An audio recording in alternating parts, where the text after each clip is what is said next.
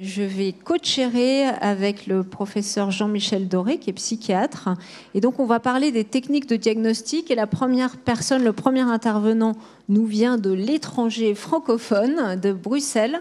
C'est Bernard Anseux. Et on lui a demandé de venir, notamment parce qu'en Belgique, il y a eu des marqueurs TEP. Donc, TEP, c'est de l'imagerie nucléaire. Si on injecte un petit marqueur, un petit produit marqué qui va aller se fixer sur certaines protéines du cerveau. Et en Belgique, il y a eu des techniques autorisées et remboursées qui ne l'étaient pas encore en France. Elles le sont depuis peu de temps.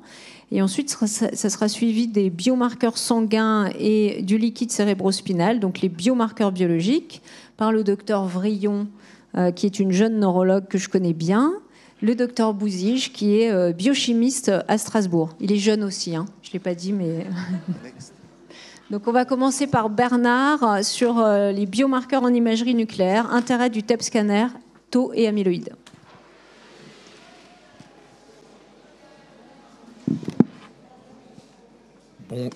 Bonjour, on m'entend ? Je suis très content d'être ici. Je viens de l'étranger, mais ce n'est pas si loin. Je suis peut-être plus proche que la plupart d'entre vous si vous venez du sud de la France. Mais c'est vrai que le fait d'être à l'étranger, de vivre en Belgique, fait que nous ne vivons pas dans le même cadre réglementaire. Et est-ce que... Voilà. Et donc, il y a quelques différences, effectivement, sur la pratique de la médecine en Belgique par rapport à la France. Une de ces différences, c'est que les médecins spécialistes sont accessibles sans référencement. Donc, moi, je travaille à la clinique de la mémoire des cliniques universitaires Saint-Luc, qui est un des deux grands hôpitaux académiques à Bruxelles. Nous voyons à peu près 2500 patients par an. Et je vois comme... beaucoup de neurologues qui sont dans la clinique de la mémoire, mais principalement des patients qui sont atteints ou suspects d'avoir une maladie d'Alzheimer. Néanmoins, parmi nos patients, nous posons le diagnostic de maladie à corps de Lévy chez 5 à 10% des patients qui nous consultent. J'ai coutume de dire que c'est la plus fréquente de nos maladies rares. Ça reste une maladie qui n'est pas très fréquente et donc qui est peu connue des médecins qui n'en sont pas spécialistes. Alors, le TEP, c'est tomographie par émission de positrons. Vous verrez peut-être dans la présentation aussi l'acronyme PET, qui est l'acronyme en anglais. Effectivement, est reconnue son utilisation en Belgique depuis 2016 chez des patients qui ne sont pas déments, qui ont des troubles cognitifs, des plaintes cognitives qui sont légères. Et l'objectif de cet examen est d'essayer de confirmer une maladie neurodégénérative. Alors en fait, l'examen TEP qui est remboursé en Belgique comme en France, je pense, c'est le TEP au FDG, au sucre, qui permet de voir comment fonctionne le cerveau. Et c'est des examens qu'on a déjà vus plus tôt dans la journée, puisqu'en fait, ça permet entre autres d'essayer de départager des origines neurologiques, d'origine psychiatrique à des troubles cognitifs. Il se fait qu'il y a maintenant une quinzaine d'années, ont été développés des traceurs pour les protéines qui sont responsables de la maladie d'Alzheimer, la protéine amyloïde et puis la protéine tau. Ces deux protéines se retrouvent dans un certain nombre de cas chez les patients atteints de maladie à corps de Lévy, et c'est ça que je vais vous présenter aujourd'hui. Pour vous montrer déjà quelques images, ce sont ici des résultats de patients qui soit avaient des résultats normaux, soit avaient une maladie d'Alzheimer sur la droite, en TEP amyloïde. Vous verrez donc tout au long de la présentation, cette trace rouge, ça indique que la pathologie est présente. Alors, dans notre étude qui comporte plus d'une centaine de patients qui ont eu de la TEP amyloïde, un petit nombre avaient une présentation atypique, en ce sens qu'ils avaient également des symptômes parkinsoniens, une rigidité, un tremblement ou des difficultés à la marche. Ce petit nombre est suspect d'avoir une maladie à corps de Lévy. Comme vous le savez, le diagnostic de la maladie à corps de Lévy, il n'est pas facile. On a retrouvé dans notre petite série qu'un tiers de ces patients avaient une pathologie amyloïde, ce qui est en ligne avec les études neuropathologiques qui montrent que de 1 à 2 tiers des malades avec une maladie à corps de Lévy ont aussi la pathologie dite d'Alzheimer. Quand on regarde l'évolution des malades, on se rend compte que sur l'ensemble de notre cohorte, donc des patients qui sont suspects d'avoir une maladie à corps de Lévy ou des patients qui sont suspects d'avoir d'autres pathologies, le fait d'avoir une pathologie amyloïde augmente le risque d'évolution négative. c'était vrai dans notre cohorte, avec 6 de nos patients sur les 9 qui avaient eu une imagerie amyloïde, qui ont malheureusement eu une évolution négative dans les 5 ans qui ont suivi, et dont 3 d'entre eux avaient une pathologie Alzheimer associée, donc une imagerie amyloïde positive. Lorsque l'on fait une imagerie amyloïde chez un patient qui est suspect d'avoir une maladie à corps de Lewy, le fait d'avoir donc un résultat qui est positif augmente le risque d'évolution à moyen terme à 5 ans. Le fait que l'imagerie soit négative ne veut pas dire que le patient n'évoluera pas, mais le risque est moindre. Notre valeur prédictive négative, elle tombe à 50%, il n'y a plus que la moitié des patients qui ont évolué 5 ans plus tard. Donc il s'agit en fait d'un marqueur pronostic, au-delà de simplement du diagnostic, de dire tel patient, il y a une copathologie, une pathologie typique de la maladie d'Alzheimer qui est associée, mais ça donne aussi une information pronostique sur le devenir de ces patients. Et donc je reviens à une question qui a été posée, est-ce que ça change quelque chose de poser le diagnostic plus tôt ? Mais en termes de médicaments, aujourd'hui pour aucune de ces maladies, nous n'avons de médicaments qui permettent de guérir de la maladie. Mais en fait, pour pouvoir s'organiser, pour pouvoir avoir une idée de comment les choses vont évoluer, avoir un diagnostic est important déjà pour comprendre ce qui se passe, mais aussi pour se projeter dans le futur. Alors aujourd'hui, en Europe, l'utilisation de la TEP amyloïde a été approuvée. C'est un outil de diagnostic et de pronostic qui fonctionne. Elle a une très haute valeur prédictive positive, c'est-à-dire que quand l'examen est positif, il témoigne un risque accru d'évolution dans les 5 ans qui suivent. La valeur prédictive négative, elle est bonne quand on suspecte une maladie d'Alzheimer. C'est-à-dire que les patients chez qui on suspecte une maladie d'Alzheimer et chez qui cet examen est négatif, le risque est nettement diminué d'évoluer. Lorsqu'on suspecte une maladie à corps de Lewy, c'est moins vrai. La valeur de prédictive négative n'est pas catastrophique, c'est pas très mauvais, mais il y a des patients qui ont un examen négatif et qui malheureusement vont évoluer également. Alors, la TEP amyloïde ne permet pas d'exclure le diagnostic de maladie à corps de Lewy, contrairement au diagnostic de maladie d'Alzheimer. Si la TEP amyloïde est négative, on sait qu'il n'y a pas une maladie d'Alzheimer, on ne peut pas affirmer qu'il n'y a pas de maladie à corps de Lewy. La TEP amyloïde, par contre, est un mauvais outil pour expliquer le type de symptômes que développent les patients. Comme vous le savez, les malades à corps de Lewy développent des symptômes très particuliers qui sont dus à des lésions cérébrales qui se développent dans certaines régions cérébrales qui vont dysfonctionner et donner lieu à ces symptômes. Chez les patients qui présentent une pathologie amyloïde, et on va voir dans la plupart des cas apparaître une pathologie tau, qui est l'autre pathologie typique de la maladie d'Alzheimer. Ça ne se présente pas chez tous les malades à corps de Lewy, mais chez un certain pourcentage d'entre eux. Depuis maintenant, pas tout à fait une dizaine d'années, mais 7-8 ans, ont été développés des traceurs pour imager cette pathologie tau. Et en tout cas, dans la maladie d'Alzheimer, on constate que l'endroit où se développe la pathologie tau correspond aux symptômes que développent les patients qui ont une maladie d'Alzheimer. Typiquement des troubles de la mémoire, et ce sont alors les régions importantes pour la mémoire qui seront touchées, mais parfois d'autres symptômes, et alors ce seront d'autres régions du cerveau qui seront touchées. Si vous regardez ici, c'est un exemple d'un patient qui a une maladie d'Alzheimer. Vous voyez sur la droite le TEP scanner au sucre. Donc en fait, on voit ici en rouge les régions du cerveau qui fonctionnent bien, et en bleu, les régions du cerveau qui fonctionnent moins bien, là où le traceur ne se met pas, où le sucre n'est pas consommé. À gauche, nous voyons l'image de la pathologie amyloïde, où on retrouve de la pathologie amyloïde dans l'ensemble du cerveau, ce qui confirme une maladie d'Alzheimer. Mais vous constaterez que dans le lobe frontal, à l'avant du cerveau, on voit plein de plaques amyloïdes, alors que le cerveau fonctionne bien. Si on fait une imagerie tau, on retrouve ce que nous appelons une image en miroir, c'est-à-dire à l'endroit où se développe cette pathologie, le cerveau se met à dysfonctionner. L'image que vous avez ici comprend entre autres le lobe temporal qui typiquement dysfonctionne dans la maladie d'Alzheimer, ce qui explique les symptômes de mémoire, de langage.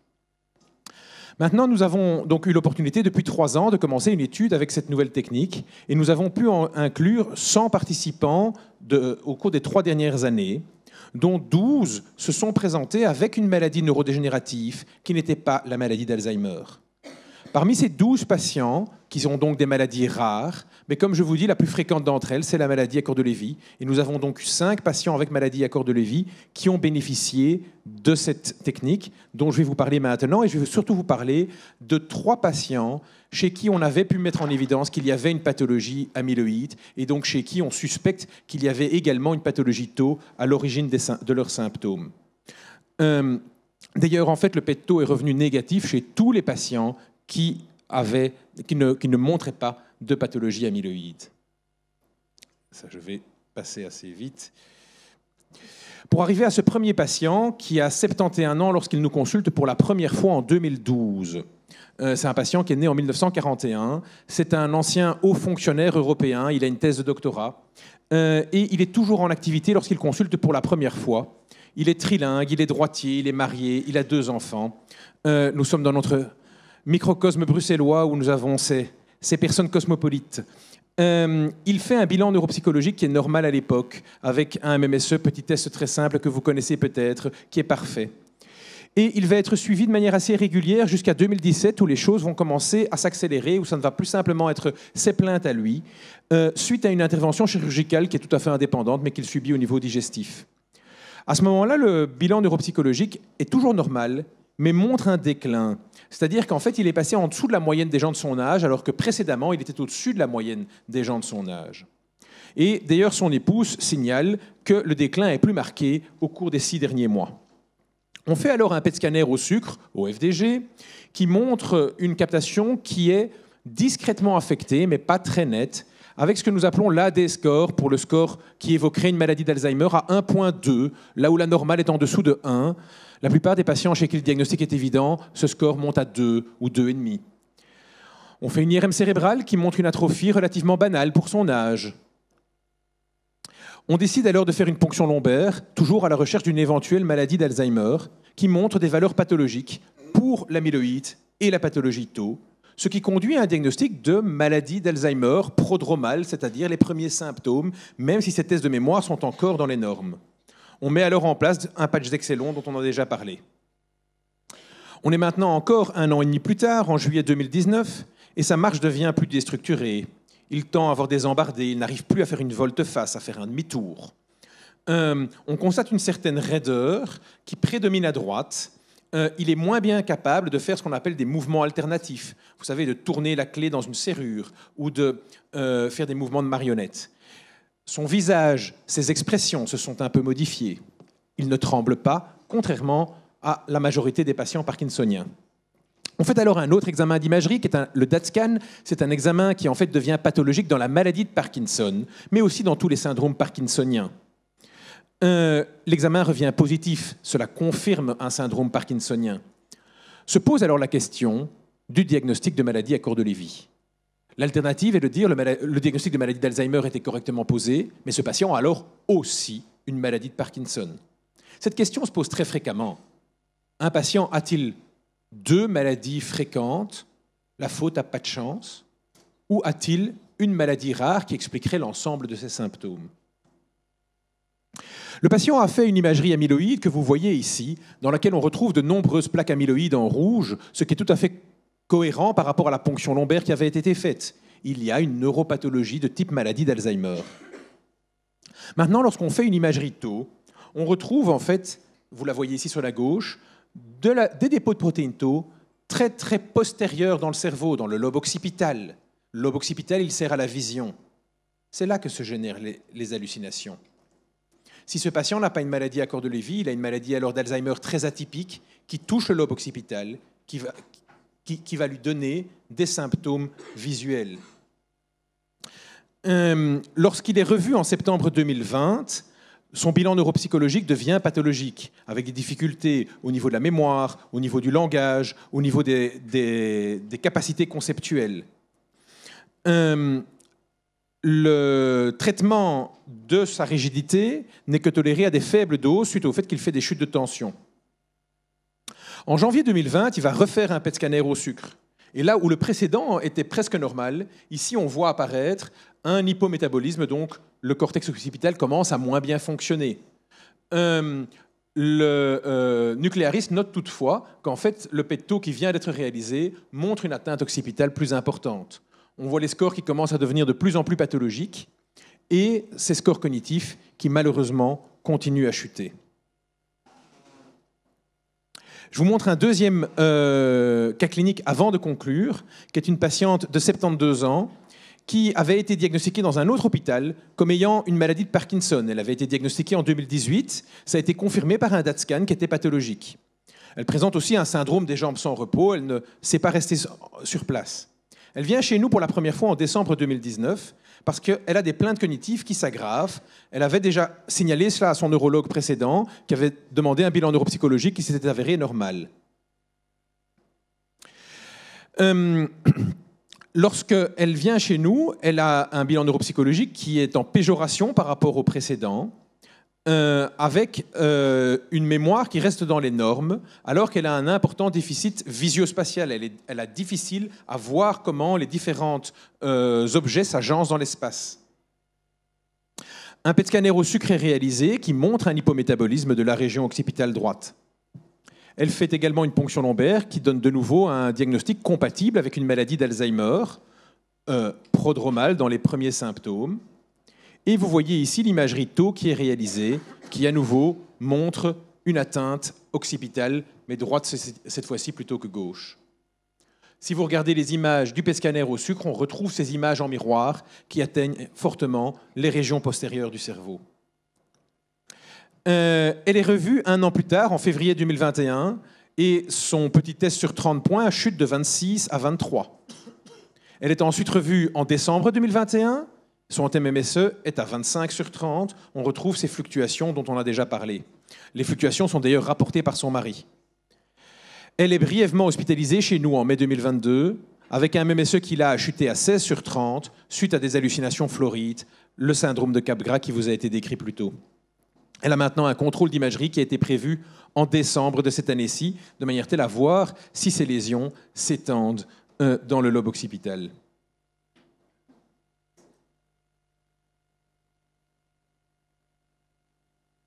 En conclusion, l'imagerie de la protéine tau est capable donc de déceler cette pathologie chez des patients qui ont une pathologie amyloïde démontrée, chez les patients à corps de Levy qui auraient une ponction lombaire pathologique, ce qui doit encourager les patients à réaliser cet examen de manière telle à savoir le plus précisément possible quelle est la pathologie responsable des symptômes.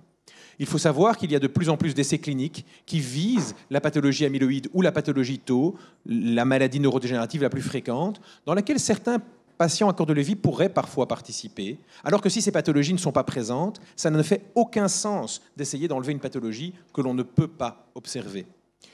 Cette atteinte de la pathologie tau, lorsqu'elle est présente chez les malades à corps de Levy, est le plus souvent asymétrique et elle dépasse l'atteinte métabolique. Elle corrèle au déficit cognitif, elle prédit une évolution péjorative, elle peut prédire la survenue, par exemple, des hallucinations. En l'absence de pathologie amyloïde, la TEP-tau est le plus souvent négative. Une ponction lombaire normale ne constitue pas une indication d'aller utiliser ces outils de médecine nucléaire. Le diagnostic maintenant de maladie à corps de Levy reste clinique. Même en l'absence de pathologie amyloïde, même en l'absence de pathologie tau, cela ne contredit pas le diagnostic de maladie à corps de Levy qui peut être dû à d'autres neuropathologies, par exemple l'alpha-synucléine. Mais la combinaison d'imagerie nous permet de renforcer le diagnostic. Et je vais m'arrêter là. Merci beaucoup. Donc, comme le retard de ce matin retentit sur cet après-midi, on va prendre 3 questions. Alors, c'est au plus rapide qui lève la main.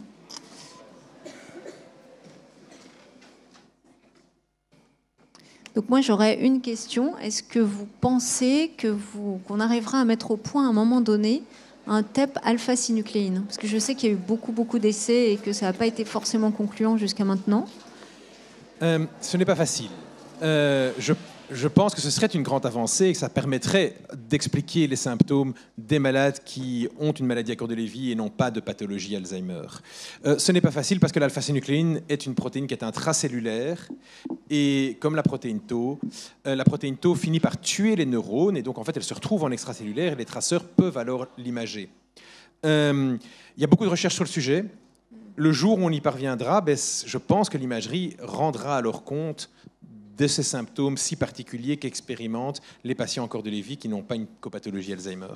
Donc là, on n'a aucun marqueur au point, même en cours de validation, quoi, de confirmation neuropathologique. Non, donc la TEP alpha-synucléine n'est pas au point. Il y a quelques marqueurs dans le plasma ou dans le LCR qui sont prometteurs, mais je crois qu'on va en parler dans le talk suivant. C'est ça.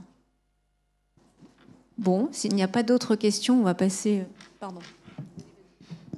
J'aurais peut-être une petite question, mais comme je vous l'ai dit en préambule, je connais mal les biomarqueurs. Mais dans la maladie d'Alzheimer, il y a une corrélation anatomoclinique entre la distribution de la tauopathie et puis les symptômes qu'on va observer. Est-ce que dans le cadre de ces maladies à corps de Lévy avec une comorbidité amyloïde, la protéine tau se distribue de la même manière avec le même type de progression ou elle a plutôt tendance à commencer plutôt dans les aires occipitales parce que c'est ce qu'on avait l'impression d'observer sur vos images? Merci pour cette question. Oui, donc c'est tout à fait ça. J'ai été vite, hein, mais donc c'est tout à fait ça qu'on observe. Donc les malades qui ont une maladie à corps de Lévy diagnostiquée cliniquement, qui ont une copathologie Alzheimer, on voit que la pathologie tau se distribue de manière différente que dans la maladie d'Alzheimer typique, ce qui explique leurs symptômes différents. Et donc en particulier, cette tauopathie est beaucoup plus postérieure que dans la maladie d'Alzheimer. Elle est beaucoup plus occipitale. Mais à nouveau, ça ne concerne que la moitié des patients, les malades à corps de Lévy qui ont une copathologie Alzheimer. Merci.